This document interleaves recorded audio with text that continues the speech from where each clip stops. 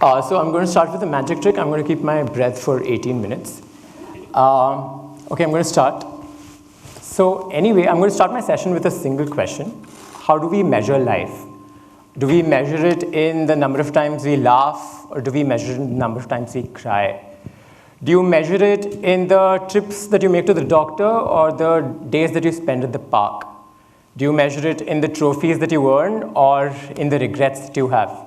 But most importantly, do you measure it in the doors of opportunities that you take or the ones that you leave behind? I'm going to take my life as an example because that's the easiest thing I can do right now. I can measure my life in the choices that I made and the chances that I took. I've always thought of my life as really lucky. My life's been just a giant zigzag of opportunities. If you can compare it to something, it's a roller coaster ride, but I wouldn't mind sitting on it again. So I spent 5 years trudging through architecture school, and I fell a little bit out of love with it every single day. So if you can think about something, it's like one of those sour relationships, right? First, you're in love, and then secondly, you slowly start ignoring texts, then you start not taking calls, and then before you know it, you're seeing somebody else. Then that was not the worst bit. The worst bit came after that. I started working at an architectural firm, and I would go to work every day, and I would end up designing toilets. And I would wait for the clock to turn 7. See, that's when you have an epiphany, right? I don't want to spend the next 40 years of my life designing toilets and waiting for the clock to turn 7.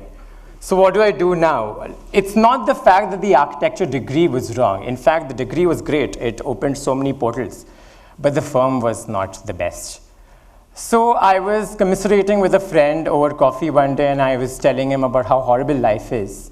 And he looks at me and he's like, so what do you want to do with life? What are you passionate about?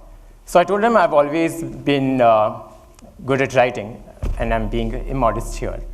And I was working on a book then, and I'd written my first poem when I was 4. It was about a cat. Let's just leave it to that. So he said, why don't you work with something out of it? Why don't you make a living out of it? If you look at it as a passion, you're not going to think of it as work. I said, how? I didn't ask him when, I didn't ask him why, I didn't ask him what. I just asked him how. Was it a good decision? Was it easy to leave a well-paying job? And architects don't even earn that much money, right? So what do I do next? I thought it was a chance that I had to take, and I did. I started working tirelessly on a content writing studio, and I started my own studio. And at the same time, I started working on my book. So the thing is, funny thing about writing, I'm going to tell you 2 things about writing. Writing is not as easy as it seems. It involves a lot of patience, it involves a lot of perseverance. But mostly it involves a lot of writing. And you have to write every day. So that's like giving an examination with an open orchestra playing right behind you. But less than a year later, here I was, I had a manuscript in my hand, and unlike Chetan Bhagat, I had no publishing houses to take it. They all told me that they don't have the time or the place to fund and publish an amateur author. So I said, okay, what do I do now? Instead, I thought I'll start over. And just when I'd given up all hopes, I got a call from an independent publishing house in Delhi. And they said, hi. I was like, okay, hello. So they said, we really liked your synopsis. We got it from a friend's friend. Would you be interested in signing a contract with us? Firstly, never sign a contract on the phone. But then I decided, what do I do? What if it was a hoax? What if it was a friend who was just trying a really, really sadistic joke on me? But there was a chance I had to take, so I decided to go for it. I signed the contract. I got my book published. And kids, that is the story of how I met you. No, that's not. That's the story of how I got my book published when I was 24. So I realized later on, and in retrospect, I realized that these 2 choices that I made when I was in my 20s, I'm still in my 20s, by the way. These 2 choices that I made, were they the best ones that I made at any point in my life? Probably not. You know, you have these doors of opportunities that keep on coming towards you. And sometimes you don't take it. But I think that sometimes, if in case you miss out on one of these doors, you can create your own windows. These are these chances that you have to take, these calculated risks. These were some of them. And I realized if in case I hadn't done that, I would probably be working at an architectural office right now, designing toilets and waiting for the clock to turn 7. So Japanese author Haruki Murakami says that, and he's a very eccentric man, if in case you've read his books, He says that the best way to deal with life, firstly, he says that life is very uncertain and you never know what's going to happen next. He says that the best and the simplest way to deal with it is to wash your pajamas. So the thing is, I don't wear pajamas. So I realized that if in case washing pajamas is difficult and life still feels uncertain, the simplest thing you can do is to take chances and to find these windows that help you get a better life. So exactly a year after that, I was in the middle of a meeting, but we will get to that. There was so the thing with your life is that sometimes when a life-changing experience kind of comes up, it comes up with like a head-on collision, right? Like 1 minute you're okay and suddenly life ricochets you in a completely different direction. That's what happened to me in July 2015. That was July last year. Any arbitrary turning anywhere else, I would be different. I would not be me. I would have been in a completely different place. So coming back to my story, in July last year, I was at a friend's farewell party, and it was quite an eventful night. So at around 2 a.m., because that's when farewell parties end, we decided to leave, and I got myself an auto rickshaw, because people get auto rickshaws in Bombay. So I got myself a rickshaw, and it was a half-an-hour drive to my house, and it's a journey that I've taken multiple times.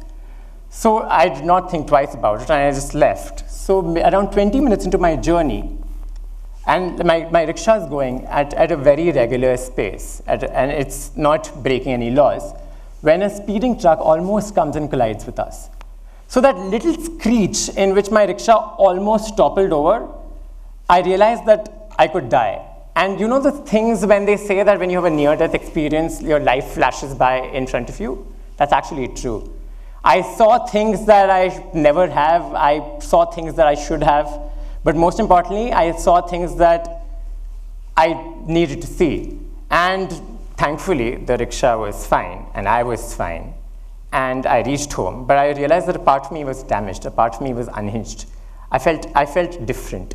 So the next morning, 8 hours later, I'm heading to a meeting halfway across town. And I get to the meeting. It's not one of the funnest things. Meetings are not fun, right? MBA students know that. And I'm waiting for it to get over, and I'm just like looking into space and not listening to anything my client is saying. And then suddenly it's over, and I'm out before they can shuffle the papers and before they can shut down the presentation screen. And there, it was a July afternoon. It was quite sunny, and I was waiting at the curb of the pavement right outside the office, waiting for my friend to come pick me, when somebody comes and taps me on my shoulder. And I turn around. It's a girl with a DSLR camera. And side note, girls with DSLR cameras aren't very common in Bombay. So I was slightly suspicious of her, like I'm suspicious of many things in life. And she said, hello. I said, hi. She's like, I'm from Humans of Bombay. Have you heard of us? I was like, yes. So she told me, can I interview you? I was like, why not? You know, like Friday afternoons couldn't be more fun. So she tells me, can you tell me something about yourself? So what do I tell her? I barely know her 2 minutes, and she's not even gotten me a drink yet. So I turned around and I told her, fine, I was an architect, I'm a writer now. I'm currently working on my second book. I mean, self-promotion never hurts anybody, right? So she just laughed, and she told me, why don't you tell me something that you want to tell the rest of the world? I tried to think of something. What do I tell her? Do I tell her that I have near-perfect vision? Do I tell her that I hate pigeons? Do I tell her that when I was 11, I ate some 6 slices of chocolate cake? Or do I tell her about the time when I was 6 and my sister saved me from a charging cow? Thank you, by the way. I couldn't think of anything. So I asked her, what should I tell you? She said, let's make this easier. I'll ask you questions, you can answer them. I was like, sure, why not? So she said, let's start with it.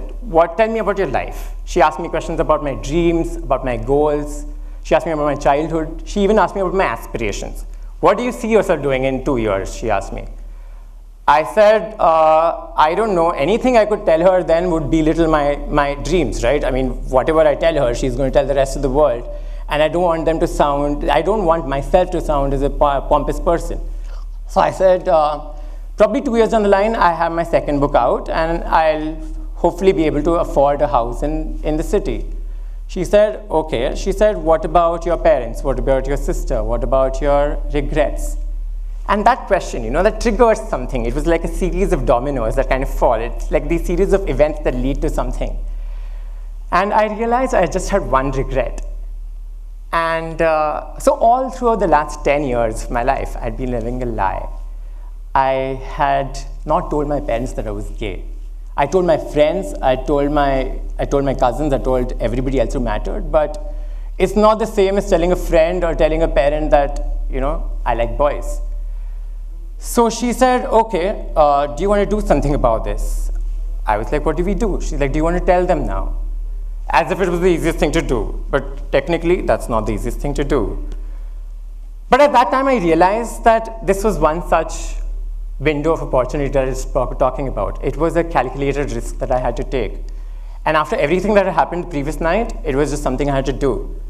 So I told her, sure, let's do it. And I told her the rest of my story. She even took a picture. And she said she'd put the post up the next day. It's this one. So I went home, and I'm going to give you a background on my parents. They're kind, loving parents, like most Indian parents are, but they also come from a very conservative background, like most Indian parents are. And the thing is, we don't usually talk about this thing at our dinner table. What we usually talk about is what the neighbors are doing and whether my cousins are earning more money than I am. No offense to my cousins, by the way. But this was not something we had ever done before, and it was something that could completely go wrong. I had a couple of friends on speed dial and luggage and my bag packed, if in case they threw me out. But then again, I also realized that my mother has the slightest, very mild obsession with getting young people married off, and which wasn't a great thing for me. But then I knew that the post was going to go public the next day. And I would rather tell them myself than let Facebook tell them. Like, Facebook tells us a lot of things anyway. So that evening, over cups of green tea and biscuits, we drink a lot of green tea, I told my parents about everything that happened. I told them about the night before. I told them about meeting the girl. And I finally told them that I was gay. So there were a couple of moments of pin drop silence. And I expected or assumed the worst of situations. Then my mother looks at my father and she says, you knew, right? And I was like, wait, what? And she said, yeah, I think we sort of figured you've grown up with us, and we've seen the way you talk and walk and do a lot of other things.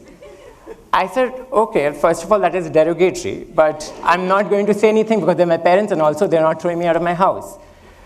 It was okay, you know, they were okay with it. They were not okay to like kind of bring out the wine bottles and have a party, but they were okay nevertheless. And the highlight of the story is 15 minutes through our discussion, my mother hugs me, my dad pats me on my back like most Indian dads do. And she looks and she's like, wait a minute. I'm like, what? She's like, now what do we do with all the jewelry that we had for your wife, for your wedding? So that's it. I realized that it was all over. It was completely fine. 8 years I spent thinking of worst case scenarios, but it was fine. It was completely done with. I just had found that window. I had completely free now. I found that window and I stepped out. I had no need for doors and thankfully had no need for closets. But that's not even the best bit. This post went viral the next day and the love started coming pouring in. There were messages, there were texts, there were WhatsApps, there were emails, there were phone calls, there were hugs. And to all the women in the audience, I finally realized what the other folder in Facebook messages is all about. It was crazy. There were friend requests from people from Nigeria, which might have been spam.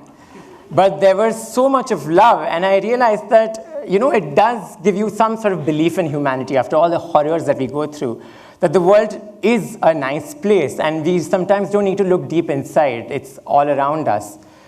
So it's all about that window of 2015 that changed my life. I realized that my life was supposed to be full of these zigzags because I was never supposed to be straight, right? So the true question is, do we really expect somebody to kind of be standing there like a doorman and open these doors for us? Not really. That it only happens in the Upper East Side in New York.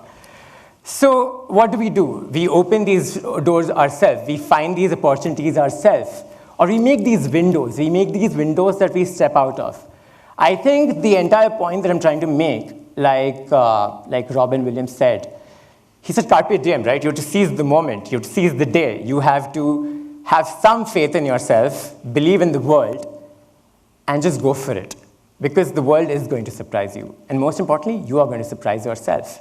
You have to keep your eyes open. When I look back, when I think back on this, I think I just have one word of advice for everybody here. It's that you have to keep your windows open. You step out. You're going to be surprised by what you find outside. And if in case I have to conclude, I just have one question. Can you please open the windows? Thank you.